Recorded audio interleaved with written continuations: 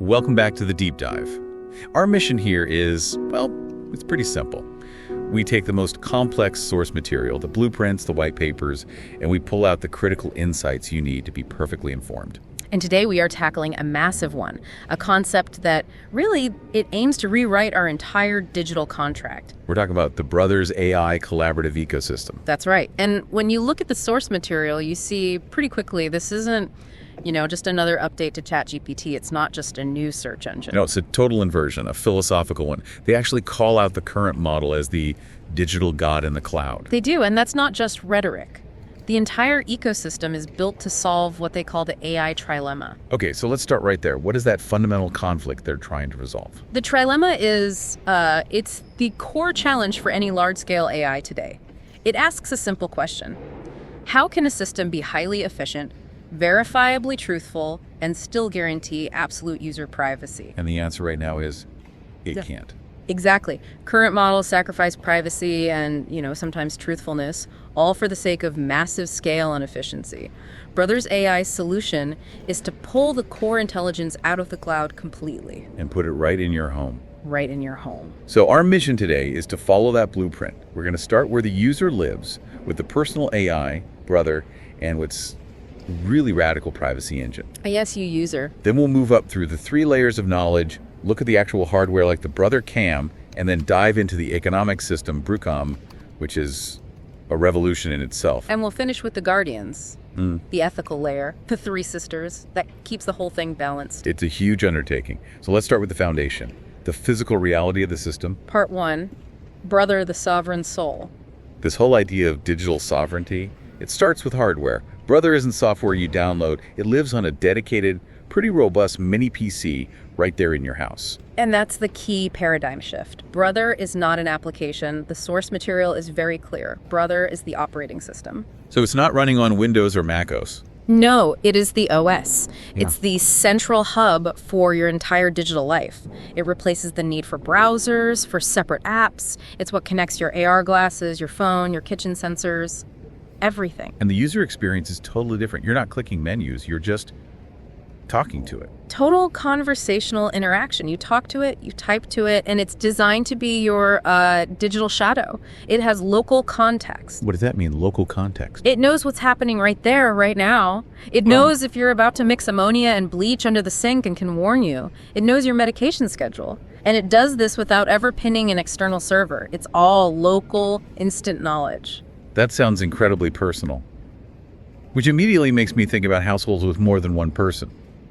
How do you maintain privacy between, say, partners or family members? Through architectural separation. A single home can host multiple, completely independent brothers. So you could have a brother Patrick, a brother Julia, and maybe a brother family for shared stuff. Precisely. Each one is a separate AI agent. It has its own encrypted memory, its own permissions. They're independent.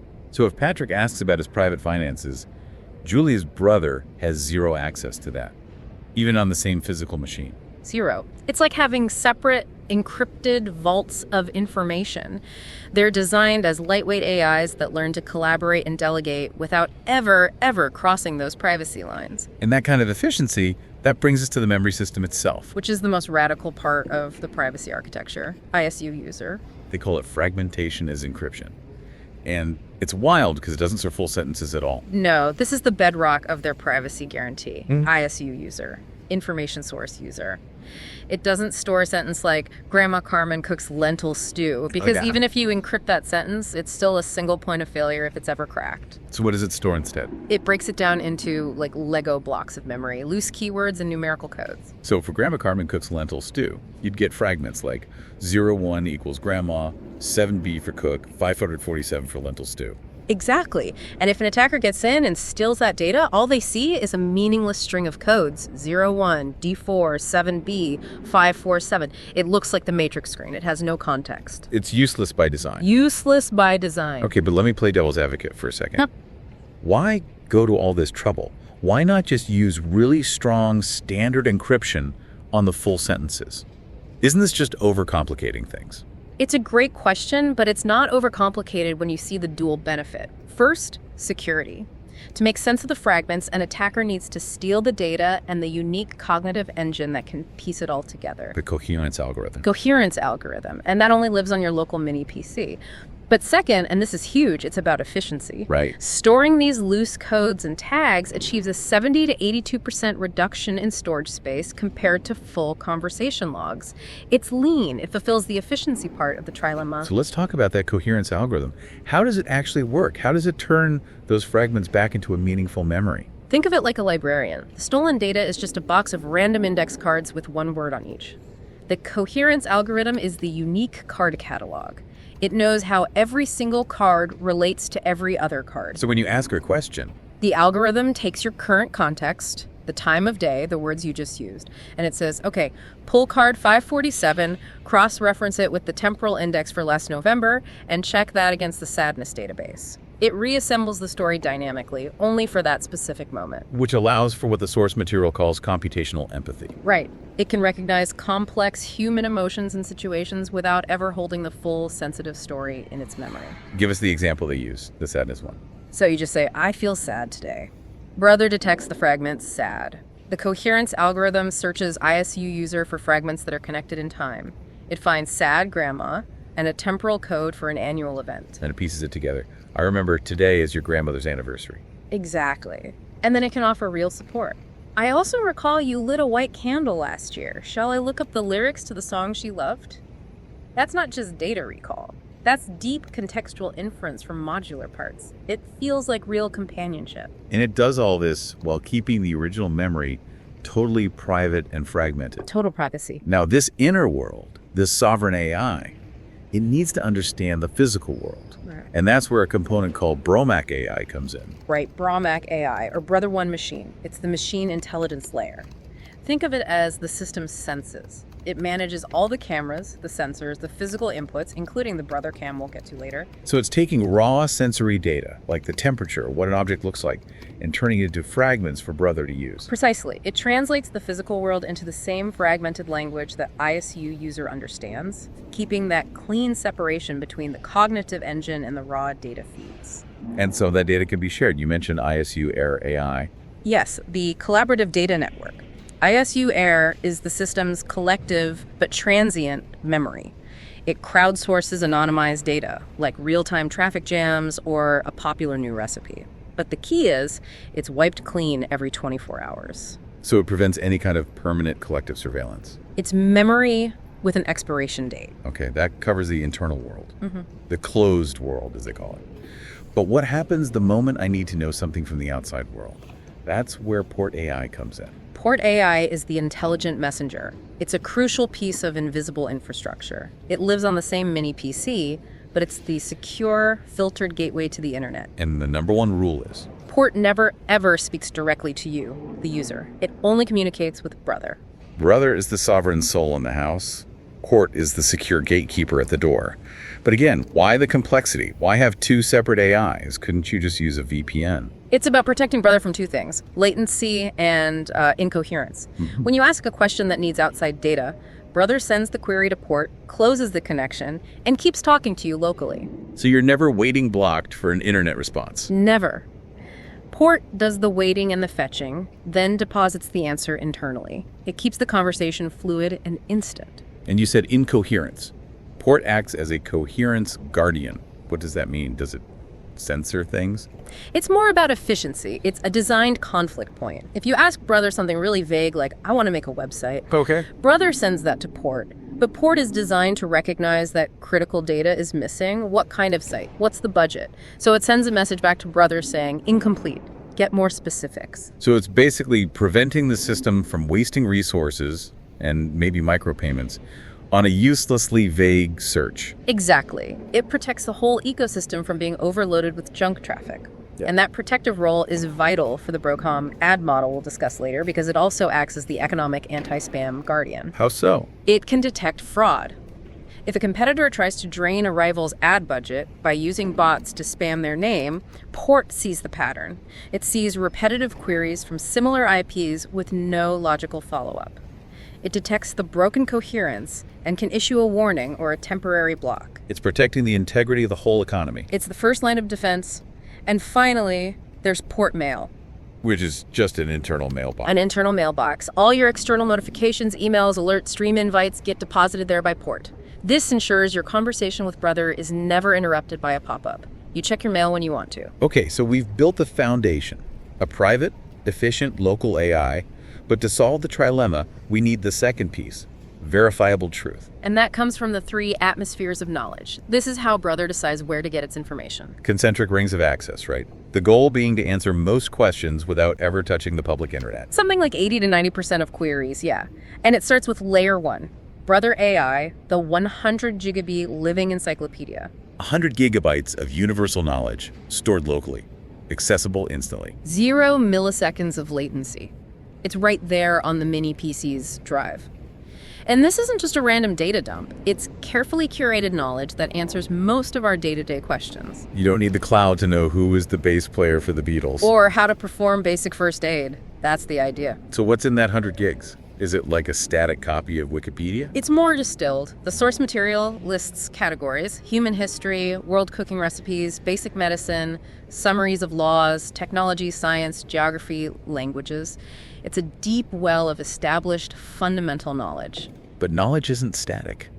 A law gets updated, a medical fact is revised. How does the encyclopedia stay living without opening the door to hallucinations or someone poisoning the well? The update mechanism is incredibly secure and selective. It's a validated pipeline. So who gets to contribute? Who's on that trusted list? It's a strict hierarchy.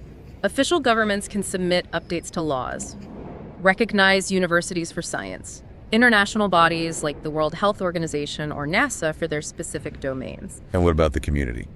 There's a role for the validated community, but it's limited, mostly for minor error corrections or language tweaks. And they might get a tiny microcredit, maybe 1/100th of a euro, for a successful verified fix. And this is where Art AI comes in as the gatekeeper. Yes. Ardor AI is the ethical arbiter. The process is meticulous. A government digitally signs a new piece of legislation. Port receives it and passes it to Ardor. Ardor validates the signature and the source. And only then does it get installed. Only after being verified and scanned again by the OS firewall. It's a multi-step process designed to make poisoning the truth base architecturally impossible. Okay, so that's universal truth. What's layer 2? Layer 2 is Port AI's predictive cache. This operates at about 5 milliseconds of latency. It's personalized, local context. So this is about my immediate world. Your world, yes. It's a constantly updated cache of information about your environment. Maps of your city, local services, they call them fingers, your frequent contacts, that trusted plumber, the closest 24-hour pharmacy. And it's predictive. It tries to anticipate what you'll need. The travel example from the source is perfect. Brother sees, maybe from a booking confirmation, that you're traveling to Seville in 3 days. Support gets to work in the background. Exactly. It preemptively downloads the complete local mapping for Seville, the best restaurants, the local services, anything relevant to your profile. So when I land in Seville and ask, where's the best tapas bar near me? The answer is instant. 5 milliseconds from the cache. No internet needed in that moment. That's the design. It maintains speed and efficiency by acting locally, even with data that needs to be current. Which brings us to layer 3. This is for the 10% of queries that can't be answered by the encyclopedia or the cache. This is the professional cloud. This is where you go for specialized real-time expertise. It connects you to what they call fingers, which are defined as reverse APIs. What does that mean? It's an architectural inversion. Instead of the professional plugging into the central platform, the fingers are APIs installed on the professional's own secure servers. The system queries the source of truth directly. And this is their solution to AI hallucinations in critical areas. This is it. If you ask a critical health question, I have sudden chest pain and a fever, Layer 1 recognizes the severity. Brother routes that query through port to a verified, certified finger, let's say Dr. Perez, a cardiologist. And the response comes directly from Dr. Perez's own system. Yes, a traceable, verifiable response. This requires an urgent in-person consultation at Clinic X. The answer is tied to a licensed professional, which eliminates the probabilistic guesswork of a large language model. And that professional gets paid for their expertise. They do. Fingers earn micropayments for these digital consultations, even if you don't end up hiring them for the physical service. We're talking maybe 10 cents for a simple query, up to 50 cents for a more complex professional analysis. It compensates them for providing verifiable truth on demand. Okay, so we've solved the trilemma by anchoring the intelligence in the home. But how do you actually use this when you're out in the world? That's the portability philosophy. You don't carry the AI. You carry lightweight interfaces that connect securely back to your brother at home. So, AR glasses, a simple smartphone app, maybe some headphones. Exactly. Your entire digital life, your ISU user memory, stays safe and fragmented at home. If you lose your glasses, you've just lost a piece of hardware, not your entire life story. And for true hands-free interaction, they introduce the Brother Cam, their third eye. The cam is critical for visual input. It's a small, high-res pendant about the size of a large coin. You can wear it as a necklace or clip it on your shirt. It has a little LED flash. Its only job is to provide a visual feed to Bromac AI when your hands are busy. Let's walk through the use cases they outline, because they really show the power of this. Starting in the supermarket. Okay, so you're in the store, just wearing headphones and the cam. You ask, brother, where's the gluten-free flour? And brother is seeing what I'm seeing through the cam. It is. Bromac processes the visual feed, recognizes the aisles. Brother says, okay, you're in the flour aisle, look to your right, second shelf. But it doesn't stop there. It adds context. Right. It leverages the other layers. It might add, that brand has 4.3 stars. 3 shelves down, there's an organic one with 4.7 stars. But just so you know, it costs twice as much. It's a real-time, hands-free consumer audit. That's incredible. It is. It's using computer vision, local mapping, and specialized reviews all at once to help you make a better decision. Then there's the home repair example. This is where the hands-free part really matters. This is Bromac's time to shine. You're under the sink, trying to fix a leaky faucet. You just ask, brother, how do I get this piece off? And brother sees the faucet through the cam. It identifies the exact model and the tool you need. It says you need a 5mm Allen wrench for that. Turn it counterclockwise. I see the wrench on the table to your left. Pick that one up. So it's giving you real-time, step-by-step visual guidance. And it confirms your actions. Perfect. Keep turning. A little more. There. It's out. It eliminates the frustration of having to stop, wipe your hands, and look at a manual or a tiny phone screen. And the cooking example is about that same level of precision. Cooking is all about timing and objective measures. You ask, brother, is this onion browned enough?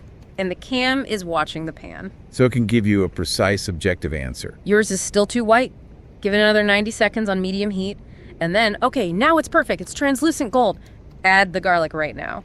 It's a level of high-fidelity assistance that's just not possible otherwise. But the hardware doesn't stop with a simple pendant. The source material talks about more advanced prototypes. Right. Integrating the tech directly into the headphones to be more discreet and more powerful. One prototype embeds dual cameras, front and rear, right into the headphone structure. So your headphones become your primary sensory input device. Exactly.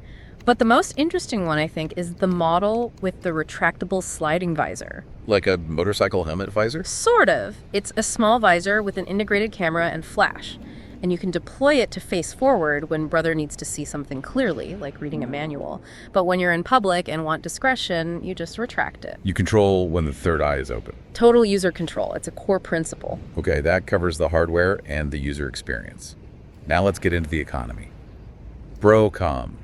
Version 4.0 explicitly declares a war on hidden advertising. And their main target is that systemic manipulation we see everywhere. The unpaid product placement, the guest on a show with a perfectly angled coffee mug, or the streamer giving a billion-dollar corporation free screen time. This gives huge brands a free ride. A completely free ride, and it undermines the small businesses that actually pay for ads. So Brocom's core principle is simple. If a brand is shown or mentioned in a public context, someone has to pay for it. And this is all managed through Brocom, the economic guardian.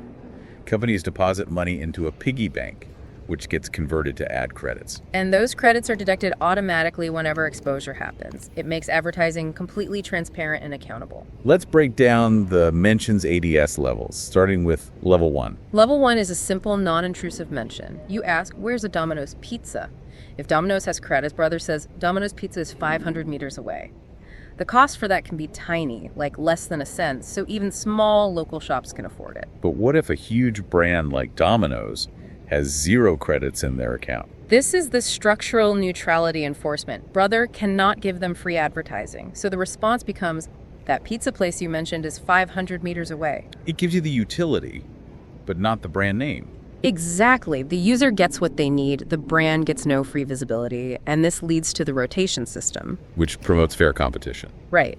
If you ask for the non-paying Domino's, Brother gives you the neutral location. But then it rotates in a paying competitor. It might say, and by the way, you also have Pizza Palace 600 meters away. Which incentivizes every brand to keep at least a small balance in their account. A small credit buffer, yeah, just to stay in the game.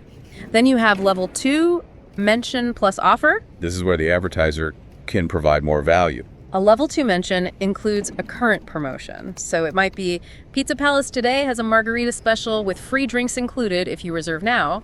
It costs them a bit more, maybe 1.50 cents, but the conversion rate is much higher because it's relevant, time-sensitive value for the user. Okay, now for the real revolution. Level 3, visual product placement. This is where it gets wild with the real-time computer vision. This is designed to kill free passive visibility. The system, specifically Bromac on the server side, scans public video streams in real time. It's looking for logos, branded products, even text. And it doesn't just see the logo, it calculates the value of the exposure. Right, using a pretty granular formula. Screen time times the relative size on screen times its prominence, all multiplied by a base rate. So if a logo is half covered or out of focus, the prominence score is lower and the brand gets charged less. It's trying to be mathematically fair about the value a streamer is creating. Exactly. And this leads to the ultimate enforcement mechanism, automatic blurring. How does this work on a live stream? Is there a lag? The latency is minimal because the filtering happens server-side before the stream goes out. If a brand, let's say Nike, has 0 credits in their account, the system triggers the blurring function. So every Nike logo, every swoosh, it's automatically blurred in real time. It completely eliminates free exposure. The streamer gets a warning before they go live and a full report afterward showing all the charges and any blurring that happened. That is an incredible commitment to transparency. It completely changes the creator-brand relationship. It creates a closed, equitable loop. If a brand wants visibility, they have to contribute to the economic system that supports the platform, period. And beyond ads, Brocom also has a marketplace, the Brocom shop. Right. This lets Fingers local shops, even individual users, sell products and services directly with really low commissions, like 2 to 5%. Which is a massive undercut of traditional marketplaces. But the real game changer here seems to be the local inventory search. This feels like a direct challenge to Amazon's speed. It is. It bridges the gap between online convenience and local urgency. You could ask, I need a Phillips No. 2 screwdriver right now within an hour. And Brocom queries the local shops. It queries the integrated local fingers, finds hardware store X just 10 minutes away that has it in stock, lets you reserve and pay instantly, and you just go pick it up. It weaponizes local proximity against shipping latency. So we've covered a huge integrated network of specialized AIs. Before we get to the final governance layer, let's do a quick recap, a quick fire round of all these Knights of the Round Table. Let's do it. It helps to see how all the specialized parts fit together to form the whole. Okay, brother. The sovereign soul, the OS, the one that talks to you and manages your private protected world. Port AI. The intelligent messenger. The secure gatekeeper for all external communication. Make sure brother never has to wait. I guess you use these. The Lego encrypted memory. Your personal life, stored as meaningless fragments that only your brother can understand. Bromac AI. Brother One Machine. The system senses, manages the cameras and sensors, translates the physical world into data. ISU Air AI. The collaborative data network. The ecosystem's transient collective memory. Crowdsourced anonymous data that gets wiped every 24 hours. Arbiter AI. The ethical arbiter. King Arthur, the gatekeeper of truth. It validates systems, monitors for fraud, and keeps the system coherent. Brothers categories. The intelligent traffic light. It directs your queries to the right professional. Finger health, justice, commerce for efficient matchmaking. Fingers. The reverse truth APIs. The professional services on their own servers, providing verifiable real-time data. And finally, Brocom AI. The economic guardian. Manages all the money, the mentions ADS system, and enforces that radical transparency, including the automatic logo blurring. When you lay it all out like that, you really see the structure. The personal AI is protected by the architecture, which relies on sensory input and specialized expertise. It's all very yang. It's efficient, it's competitive, it's fast, which is why version 5.0 introduces the critical yin counterbalance, the guardian layer. The three sisters. Yes. The sisters embody care, coordination, and balance.